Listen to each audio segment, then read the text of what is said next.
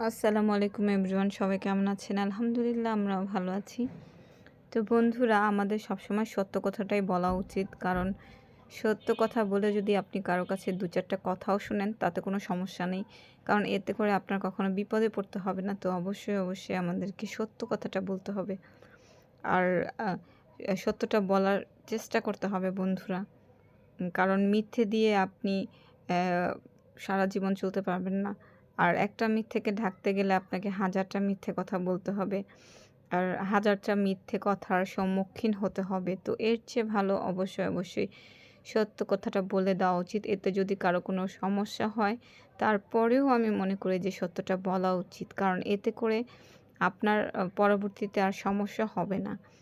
তো সবসময় চেষ্টা করবেন আ মানে নিজের জন্য, মানুষের জন্য যেটা জানেন সেটা সত্যটাই বলে দেওয়ার জন্য, যাতে করে আপনাকে কখনোই প্রবলেমে পড়তে না হয়।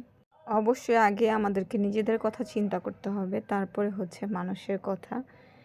কারণ হচ্ছে আমরা নিজেদের কথা যদি আগে চিন্তা করি তাহলে আমরা ভালো থাকতে পারি। কারণ সমাজে কেউ কারো আপন না। সবাই সবার স্বার্থ নিয়ে ব্যস্ত বন্ধুরা। তো নিজের মতো করে থাকা উচিত।